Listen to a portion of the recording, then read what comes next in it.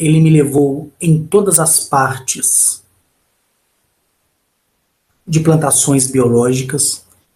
Ele me mostrou como funciona o céu sob a nossa cabeça, que na verdade aquele céu é um gigantesco holograma, e esse céu holográfico que existe ali no teto da caverna, mas que faz contraste, criando ali a perspectiva de um sol e na noite a perspectiva de uma estrela, nada mais é do que para proporcionar um conforto para aqueles híbridos de primogênitos intraterrenos, né? Ali eu fui nas florestas intraterrenas, ali eu tive a oportunidade de chegar perto desses animais que outra hora na pré-história eram com total ferocidade. Eu vi totalmente e testemunhei mais uma vez, assim como lá no planeta Prisma, a mansidão sem nenhuma ferocidade nos animais, né? E ali com ele eu fui sendo guiado, sendo informado sobre toda aquela grande estrutura. E o interessante é que no segmento de cada túnel você chega em um salão, que eu não vou saber precisar para vocês aqui o tamanho exato desses salões, tá? Mas cada salão ele é colossal. Cada salão ele tem o seu ambiente orgânico. Cada salão ele carrega ali a sua floresta, ele tem ali o seu lago. É incrível.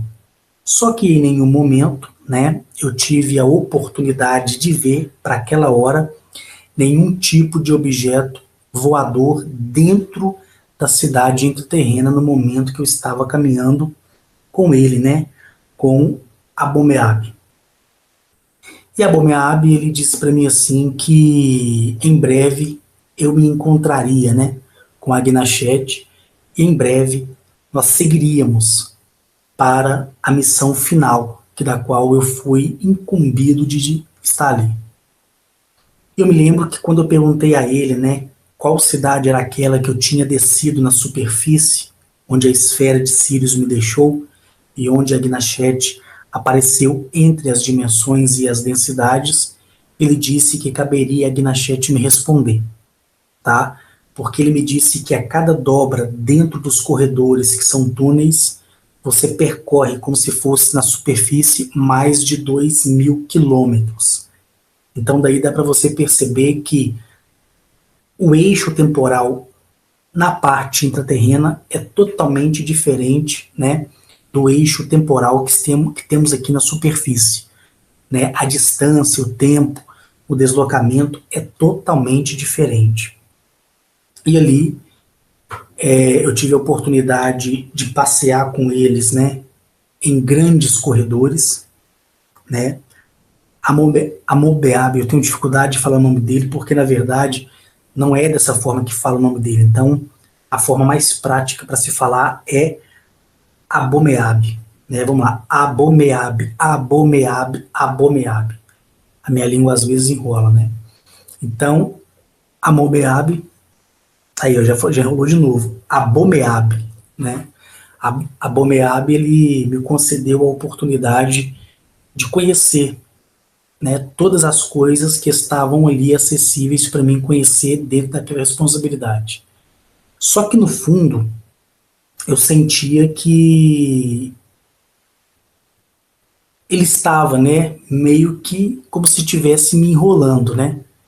Porque a Gnashete sim tinha se reunido com as lideranças do mundo intraterreno. E talvez você vai se perguntar, Henrique, você conheceu a cidade intraterrena que Corey Goode conheceu? Não, não conheci, tá? Não sei onde fica, nunca vi. Eu sei daquilo que eu vi e estou contando aqui para vocês, né? Mas se existe, sim, existe. Porque quando eu perguntei a Gnashete, ela me afirmou isso. Mas eu não tenho nenhum interesse de ir lá, não tenho nenhum interesse de conhecer aquelas famílias, né, que se relacionam com Corey Goode. Eu não tenho interesse nenhum. Porque cada um tem ali a sua missão e cada um é colocado para um propósito. Então, antes que você me pergunte lá no grupo, né, se eu tive a oportunidade de conhecer a cidade intraterrena que Corey Goode menciona, não tive a oportunidade de conhecer. Mas né? Bem antes, que eu nem sabia que existia Corey Goode, porque na verdade isso foi em 2013 que aconteceu comigo, foi no dia 9 de outubro de 2013, e parece que nem ouvia-se falar de Corey Goode, nunca ninguém teve conhecimento dele. Algumas civilizações, né, como civilizações reptilianas, draconianas, que na verdade são os dragões, porque a palavra draconiana não existe, e outras civilizações híbridas de insectoides, e também ali as civilizações que fizeram alianças, né, com os nossos governos. Disso eu fui informado no momento que eu estava ali com o Abemeab, né? Abomeab, é difícil demais falar o nome dele e lembrar o nome dele toda hora. Eu acho que eu vou ter que começar agora a escrever para que eu não venha errar tanto o nome, né? É Abomeab. O nome é meio difícil mesmo. Então, Abomeab, eu senti que ele estava me intertendo, né? Ele estava ali fazendo com que eu pudesse ficar intertido com alguma coisa, porque na verdade eu vou confessar para vocês que de fato você fica intertido mesmo com toda aquela grandiosidade e espantado por você saber que existe ali um mundo dentro do seu mundo, que está debaixo dos seus pés. Né? Para quem ouve os meus vídeos aí, vai encontrar vídeos meus onde eu falo que eu tive a oportunidade de conhecer uma civilização intraterrena, mas nada se compara nem os corredores dos quais eu estava testemunhando ali naquele dia, né? E ali, passando ali por diversos lugares, eu vi diversas tipologias alienígenas que estavam interagindo entre eles, tipologias alienígenas que tinham feito, né, alianças para o bem comum de todos aqueles que habitam na superfície, né? Eu vi ali grandes pesquisadores que foram contactados e que receberam a ciência e a tecnologia para poder na superfície desenvolver certos tipos de medicamentos, certos tipos de cura. Eu vi ali grandes pessoas de nome, que eu aqui não vou poder falar, interagindo e recebendo informações, né, de todos aqueles intraterrenos ali.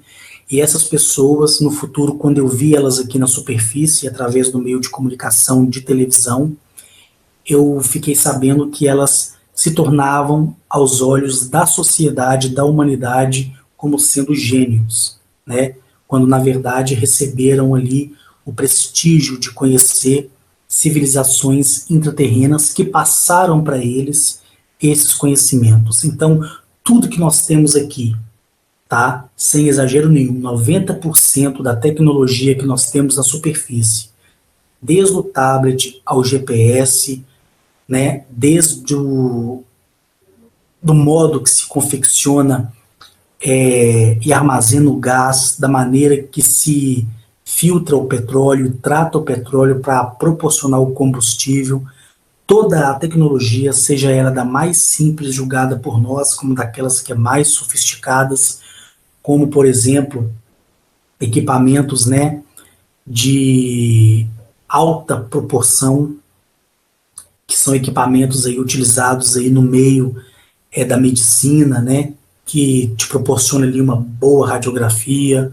uma boa sonografia e ali por diante. Então, 90% de toda a tecnologia que nós temos aqui na superfície, eu falo isso sem medo algum, não desmerecendo a inteligência humana, porque a inteligência humana ela está totalmente travada, a inteligência humana está totalmente bloqueada por tudo aquilo que do qual nossos descendentes acarretaram de acordo com os passados milênios, né? Sendo submissos a entendimentos errôneos.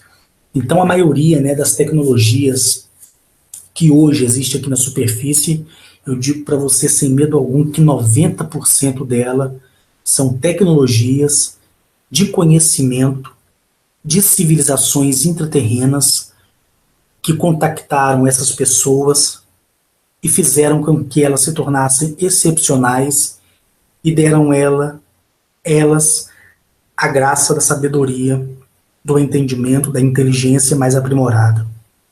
E esses, quando vêm à superfície, desenvolve, né, essas tecnologias, e para nós que, de certo ponto, na maioria de nós, né, somos leigos, nós entendemos que aquilo é próspero da mente humana, da inteligência humana. Lembrando que a inteligência humana é insubstituível, é irrevogável. Só que no momento não usamos a nossa inteligência humana, né? Porque somos privados disso por consequência de vários erros que nós cometemos no decorrer dos tempos. Essa é a verdade, queira você aceitar ou não. E ali, né, Abomeabe, ele me falava sobre isso e me mostrava, e eu vi ali certas pessoas que hoje eu vejo no mundo tecnológico, principalmente grandes pessoas que desenvolveram designs de carros, né, carros esses famosos, que eu tive a oportunidade de vê-los ali aprendendo a ciência da física verdadeira, a ciência da química verdadeira, a ciência da engenharia eletrônica verdadeira, a ciência da engenharia robótica verdadeira, e quando voltaram para a superfície, colocaram em execução tudo aquilo que aprenderam com eles ali na parte intraterrena, através de estágios, né, que eles fizeram lá por muito tempo, e quando vieram para a superfície, apenas colocaram em prática. E ao olhar das pessoas que estavam ao redor dessas pessoas, viram eles como sendo pessoas excepcionais, quando na verdade são pessoas que se comprometeram para o benefício comum da humanidade. Então jamais, pelo menos por enquanto, eles não vão dizer que a tecnologia partiu de civilizações intraterrenas. Então eles foram privilegiados, escolhidos através dos seus esforços, através das suas vontades. Então os intraterrenos ali enxergaram essa eficiência, essa eficiência, e fez o contato direto apresentando todas aquelas maravilhas que aqui estou narrando para vocês hoje. Então, pessoal, se for para mim ficar narrando aqui tudo que eu vi ali, os acontecimentos, as coisas, vai demorar muito, muito, muito, muito, muito mesmo. E nos últimos dias eu tenho estado muito cansado, né, para gravar Hangout, porque é muito desgastante. Toda vez que eu penso nas minhas experiências, na minha história, se torna desgastante, porque eu trago à tona tudo aquilo e eu libero muita energia, né, e isso, de certa forma, não é bom, porque a gente fica vazio, a gente fica carente, né, nesse sentido. Mas, enfim, ali com eles, eu aprendi muita coisa. Eu aprendi a simplicidade na prestação do favor. Eu aprendi o compartilhamento das coisas, né? Porque nunca sabemos nada de mais, nem nunca sabemos nada de menos. Temos que prosperar, lutar, para que possamos ser, ainda que com muito custo, uma mente coletiva, uma mente que se expanda, que se respeite, uma mente que viva a interação, coisa que a maioria de nós não consegue, principalmente eu, que em certos aspectos sou muito burro, sou muito ignorante mesmo, e nunca vou mudar isso, né? Isso aí é um karma que eu carrego comigo e vou carregar até a minha partida daqui. Somente lá é que eles vão tirar tudo isso de mim. Então, caminhando, né, com ele, eu fui em outros túneis que ligaram a outras cidades muito maiores, né? Eu me lembro que o tempo todo ali com ele, apesar dele estar sendo ali cordial comigo, eu perguntava o tempo todo por Agnachete, e por incrível que pareça, Abomeabe, isso mesmo, eu falei certo, acabei falando errado, é difícil demais, gente, lembrar o nome deles sempre é muito difícil. Então, Abomeabe, e para não ficar enrolando aqui a boca, eu vou falar ele, tá? Então, Abomeabe, ele me mostrou, né, outros túneis, que ele, quando eu estendia a mão, esses túneis surgiam do nada, e eram túneis muito compridos, apesar de não ter perguntado para ele a extensão dos túneis, porque o espaço-tempo ali embaixo, diferente do espaço-tempo aqui de cima, por incrível que pareça, eu acredito que pelos meus cálculos de dedução, o túnel deveria ter aproximadamente uns 3 quilômetros de comprimento, né? Mas de largura, acredito eu que era aproximadamente 1,5 km, de altura, uns 2 quilômetros de altura. Era bem grande, todos bem detalhados, bem polidos, feitos com cortes cirúrgicos, como falei para vocês, tudo à base de laser mesmo, algo assim excepcional, incrível de se imaginar. É só vocês estando lá que vocês vão entender, né, de fato, onde eu quero chegar. E quando eu passei por esse túnel com ele, eu cheguei a um lugar todo aberto e todo descampado. Foi ali que eu falei para vocês no início desse diálogo que eu vi tigres dente de sabre, né? Vi esses tigres, inclusive coloquei até essa foto aí para trazer uma alusão melhor para vocês. E ali eu percebi que esses tigres grandes, tá? O dobro do tamanho de um leão, tá? É você imaginar 3 leões em um, no tamanho e no comprimento e na altura. Eles não possuíam ferocidade alguma, eles estavam todos deitados, tomando aquele sol artificial, porque o sol ali é artificial, tá?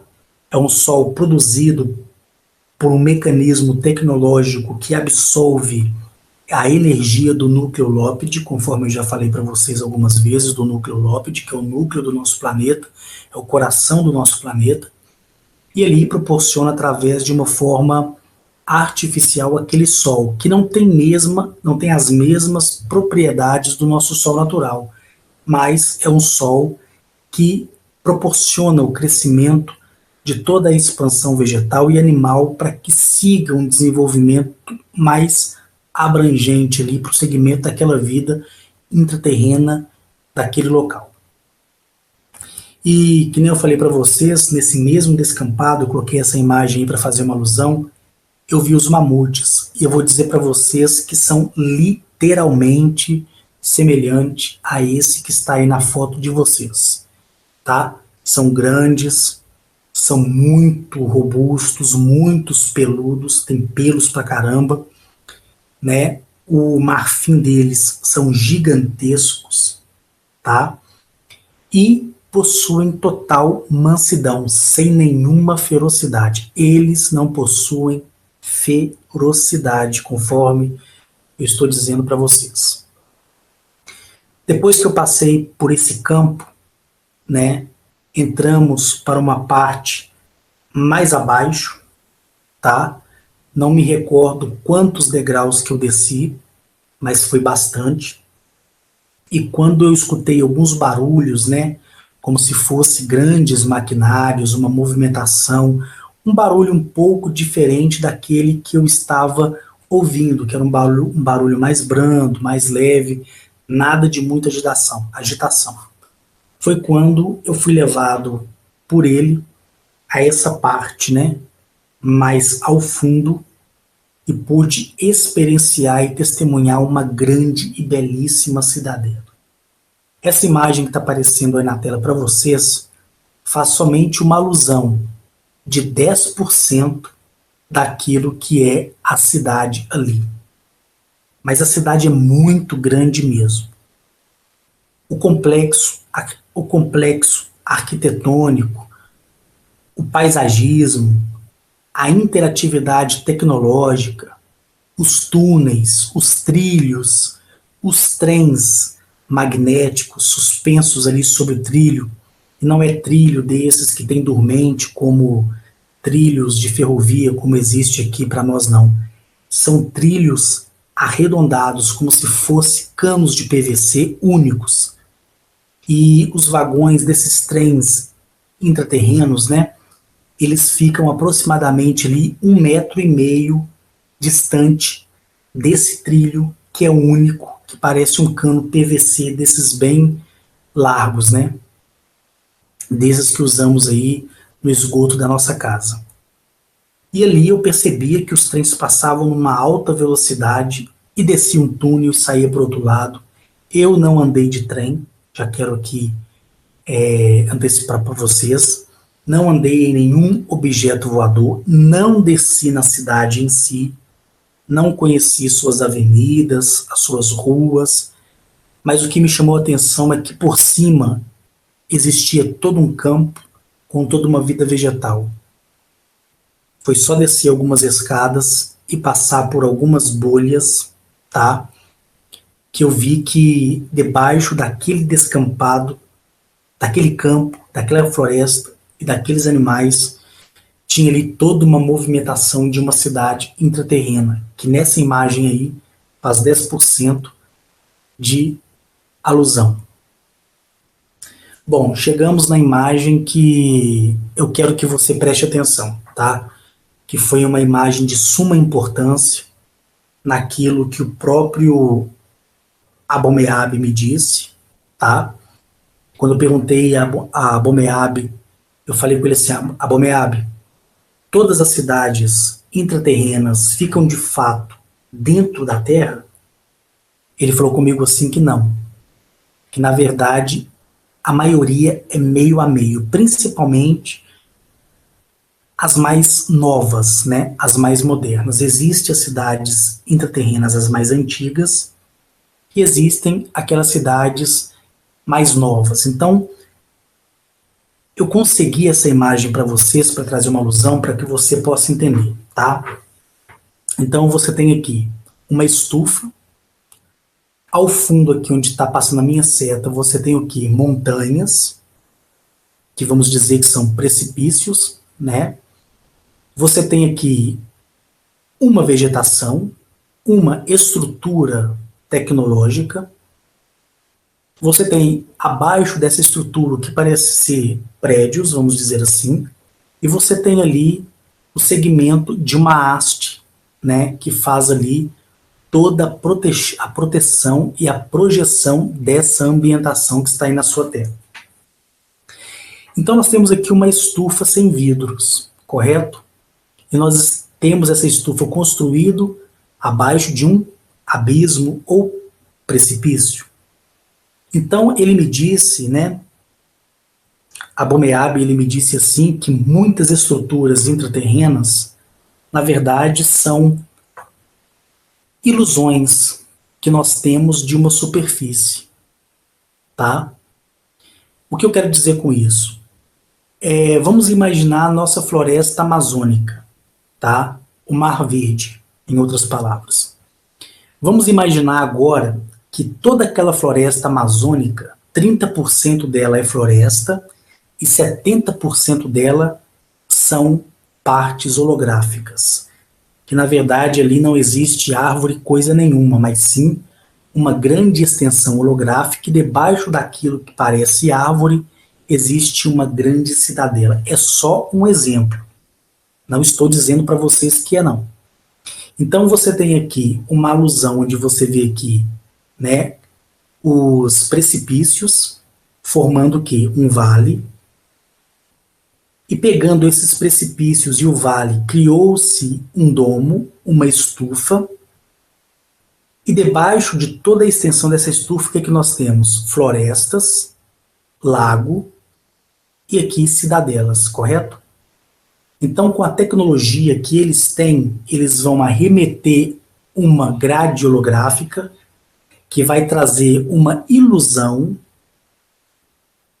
a quem passa por cima. Então, exemplo, se você está aqui em cima de alguma parte dessas montanhas, desses precipícios, e você olhar para baixo, aqui também pode ser uma outra montanha. Não necessariamente a estrutura dessa cidade ao seu modo de ver. Quando, na verdade, você, em cima de qualquer uma dessas montanhas que está aqui, ao olhar para cá, você vai encontrar a alusão de uma outra montanha que você vai acreditar ser uma montanha.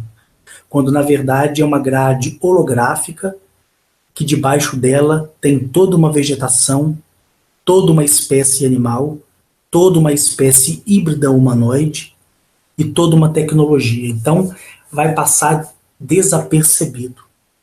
Então, o que ele me disse é o seguinte, ele falou comigo assim, Henrique, nem todas as cidades intraterrenas estão diretamente debaixo do solo. A maioria delas, e ele me disse que 20% delas, estão sob o solo meio a meio. Então, quando há uma depressão muito elevada, ou há um grande vale muito elevado de grande magnitude, algumas civilizações criam de forma tecnológica, né, essas estruturas que vai ficar entre a Terra e a superfície. Entre a Terra é onde vai prosperar o seu projeto. Entre a superfície, o teto do que seria esse domo, tá? Que usará toda essa grade holográfica para propiciar a mesma ambientação que estiver à volta. Então, se você chega em um determinado lugar e você vê aquela imagem, você vai achar que é a continuação daquela montanha.